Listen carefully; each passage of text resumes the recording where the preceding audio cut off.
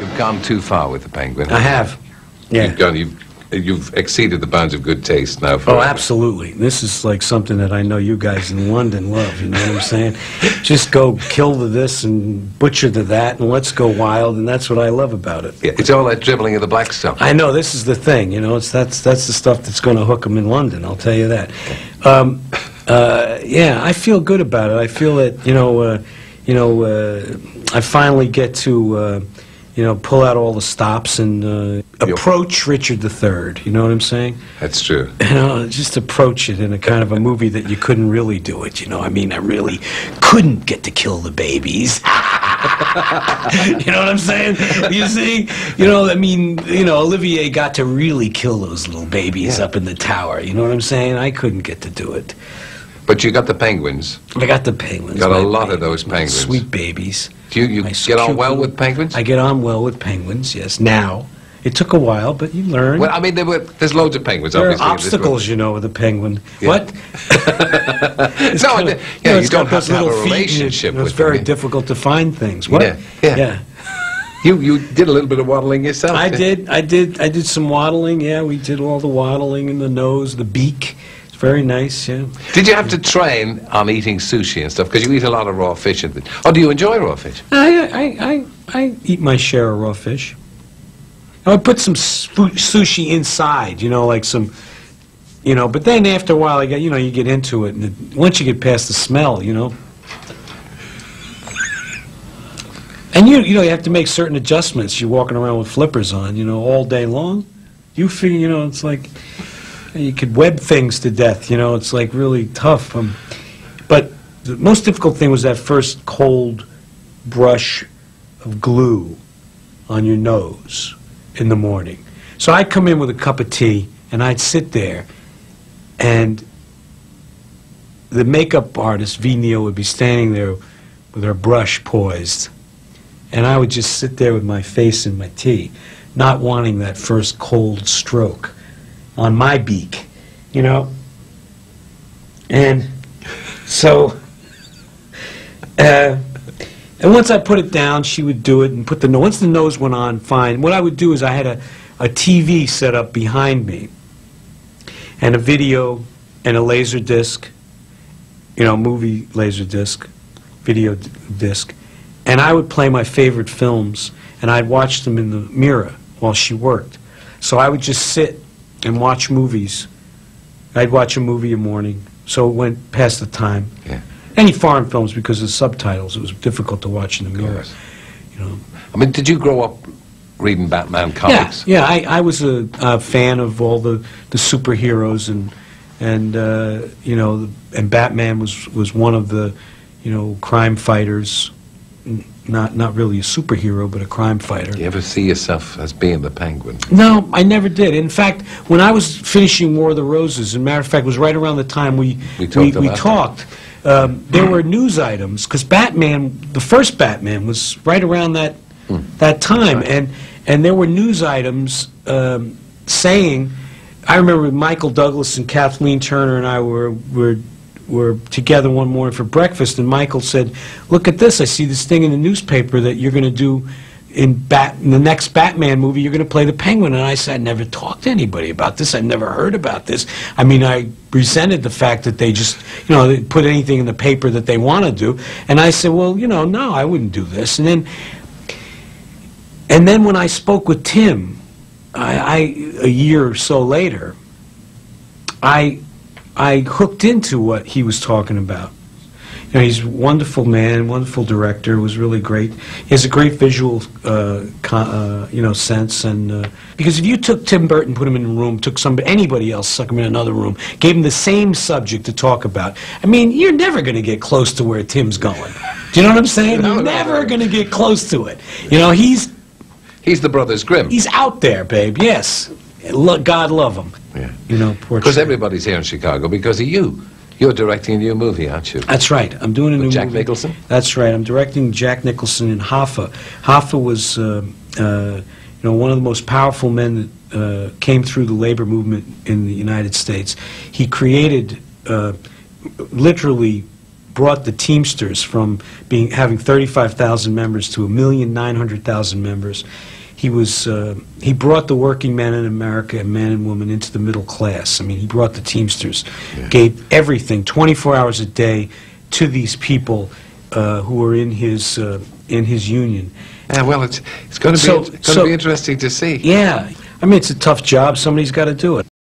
Michelle, do you even like cats? Yes, I do. Thank heaven for that.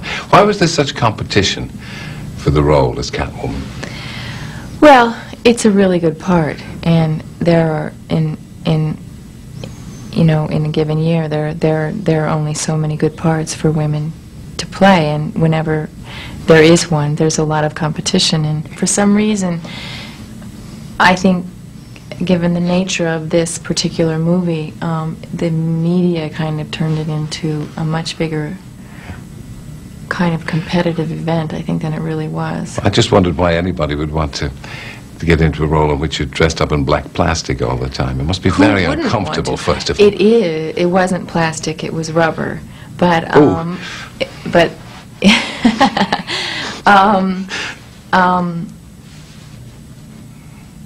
but I didn't know that going into it. If you'd known that, would you still have done the part? Probably. Yeah. You're going to drive a lot of fetishists insane all over the world. Does this give you a sort of a thrill inside to know that all these people are going to be climbing walls? Well, I don't know about that. I don't know. I think that's something I don't really think about. And the whip, of course, that'll bring out the worst in people as well. Or the best. Did you do a lot of practice for that whip? Yes, I did. I started training about a month before shooting, every day. And I had a remarkable teacher. He was just such an amazing person. He had this kind of Zen approach to the whip. And he was very unusual in his approach, in that it was really an extension of you, and it was very graceful and beautiful, actually. It was like the Force in Star Wars. I hadn't quite thought of it in those terms, but yes. And do you still use it now that the movie's over? Will you have the whip at home? I've been in New York, and my whips are in Los Angeles, so I will be reunited with them in a few weeks. Do you do all your own stunts? There's a lot of flick-flacking and backflips and everything going on here. Gymnastics. I didn't do any gymnastics. I did a lot of the fighting. Not all, but I did a lot of the fighting, and I did all of the whipping. Have you done any of the karate? I mean, did you learn any karate for this? I couldn't say that I learned martial arts, but I was training in martial arts just to have a feeling of it. Isn't that extraordinary? You set out to be an actress, and you end up knowing how to handle a bullwhip and learning a little bit about karate. Mm. You couldn't have expected that. No, I didn't. Or swallowing budgies. Swallowing budgies. Excuse me? Budgie, it's a... What's a budgie? Little bird. I saw you swallow a bird in that movie. It's a finch, actually. That's even crueler. It's a tropical finch. And you did that for real? Mm-hmm. I didn't swallow it. No, because it flew out again. But yes. How many takes did you have of putting the bird in your mouth? Not many. Not many. The bird was very well trained, and we were very well rehearsed, and it was in a very short period of time. How does it feel, a bird in your mouth? Odd. Very odd. How long is it since you worked in a supermarket? 10 years now? Or more? 14. You went up for a beauty contest, you won it. Was the object of that to win the beauty contest, or to meet perhaps somebody who could get you a job in movies? The object was to meet, specifically the object was to meet one of the judges who was a commercial agent. So your early life, it appears to have been one of not studying very hard and just enjoying the sunshine and having a good time. Mm. When did this penny drop? I worked, though, but I've always been in the workforce since I was 14. Yes, of course, you worked in a supermarket. Yeah. You worked, but when did the penny drop that you could perhaps go on to something else? Or was it just an arbitrary decision you took?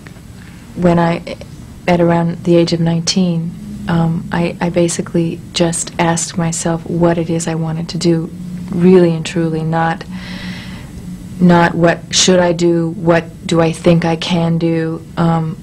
If somebody were to just hand it to me, what would it be? And it was acting, and I frankly was a little surprised at the answer that I came up with. Yeah. What's been the most interesting part? Obviously the last one. I mean, one thinks of Les Liaisons Dangereuses and Baker Boys. What's been the most interesting? Interesting from your point of view. What one did you feel you could identify with, or that you enjoyed most doing? You know, I enjoyed different things about different parts, and... What about the singing in for instance, The Fabulous Baker Boys? I enjoyed that a lot. I enjoy things that I don't consider my profession, and if I have the opportunity to do them in a film, I enjoy them much more than the acting, because I don't put as much pressure on myself. So, I mean, they knew that I wasn't a professional singer, so I really was able to have fun. And like with the fighting in this film, it was a lot of fun for me, because I knew that however good I could get it, that was just an added bonus, really, that I had stunt people to do it if I really failed. Yeah. Is it a conscious thing for you to keep changing? Because if one looks at your, starting with Grease 2 and moving down through the movies you've made. No, I just think that I'm just usually ready to do something really different after I finish a film. I've pretty much spent that desire for that kind of character, and I'm really, really ready to shed it and ready to do something else. Yeah. Do you have any ambitions for directing? For instance, Danny DeVito is directing something now here in Chicago, Hoffa. Would you like to direct? I have certain interests in doing that. It really intimidates me. I don't know that I will actually ever do it. But I'm always in everybody's business. You got your nose stuck in everybody's job. Yeah, I've always done it, and I really think that. Do you think you're hard to work with because of that? Do you think, here she comes, she's interfering again? Here comes Miss Busybody. Yeah. No, actually, I don't. Well, you wouldn't. I don't think so. You wouldn't admit to it. I mean, would nobody. You? Well, nobody would tell me probably.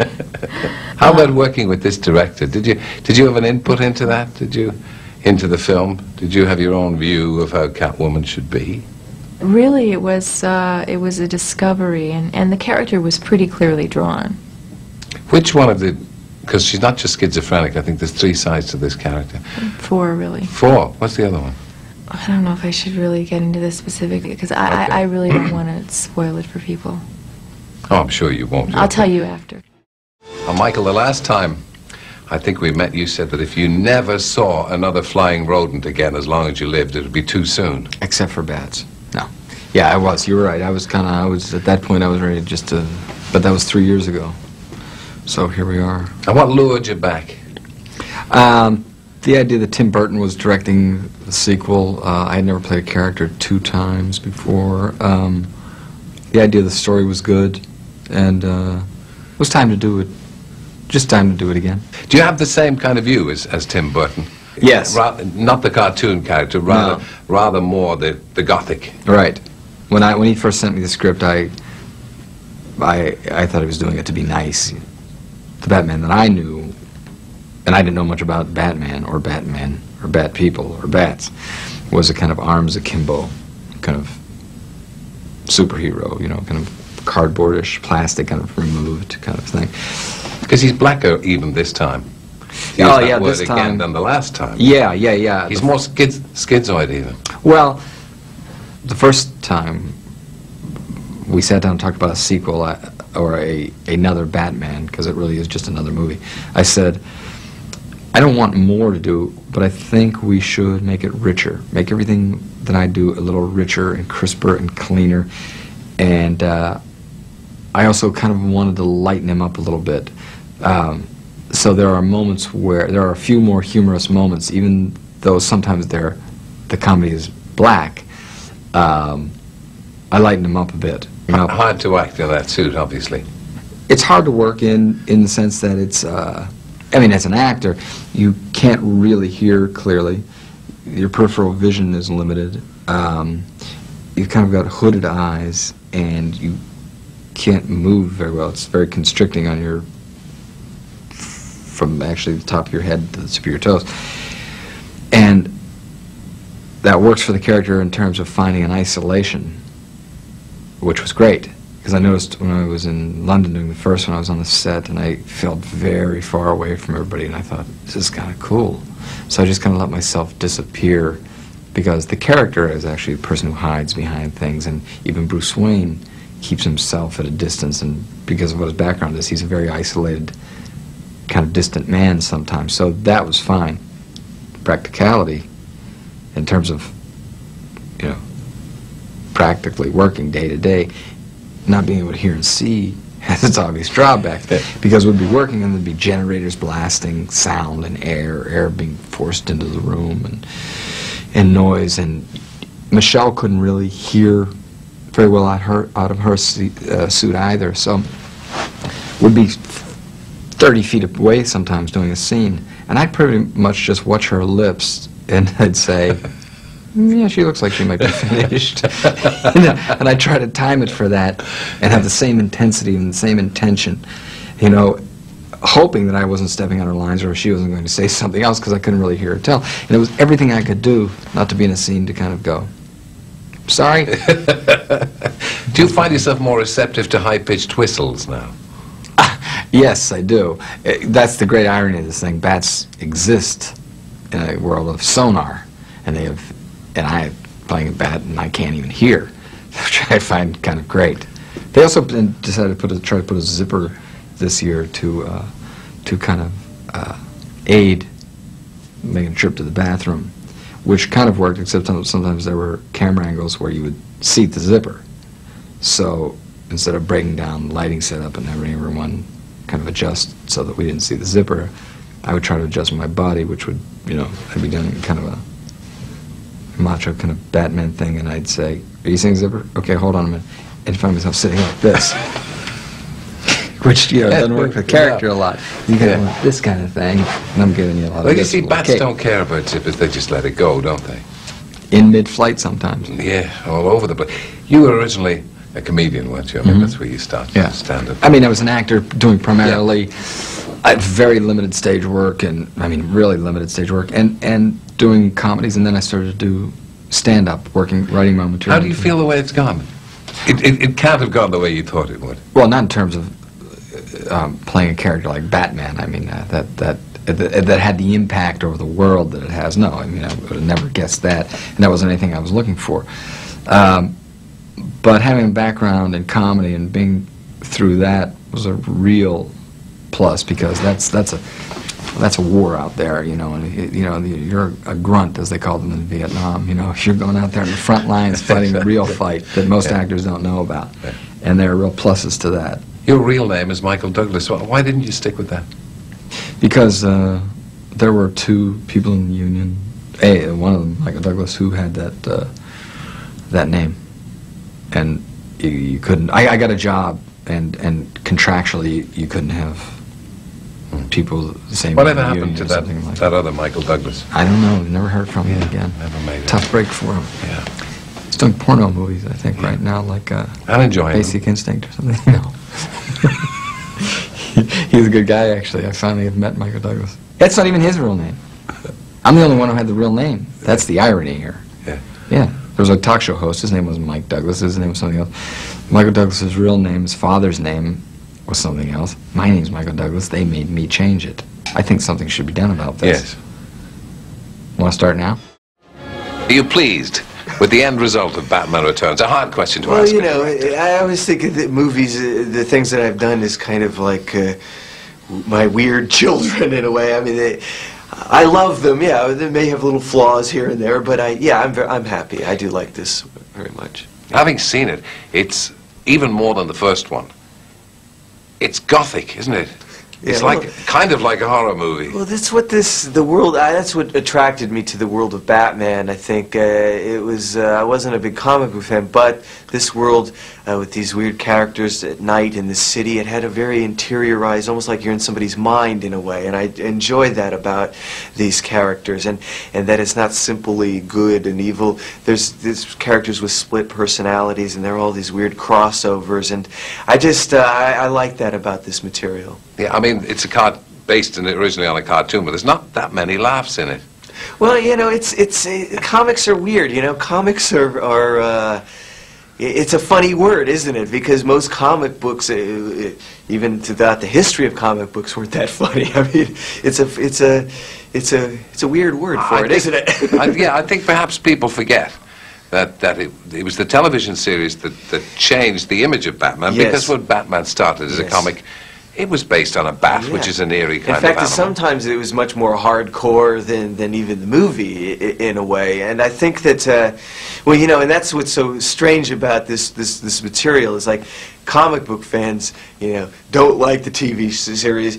To people that know the TV series don't even really know about the comic book. So it's like these weird factions that are out there. And so that's why we just try to make something, our own kind of movie, and try to be true to the spirit of it, but see what happens. Gotham City looks like an apocalyptic vision of what a city may turn out to be. Where's it placed? Where is it? Well, you know, that's, again, it's what's great about this material is that it's all kind of symbolic. You know, it's like to me it works in the same way, the same reason I like certain myths or fairy tales. It's like real heightened, weird images that you you know, you can thematically, you know, what's happening to our world, what's happening to our cities, how are we changing, what are people like, you know, how weird is it getting?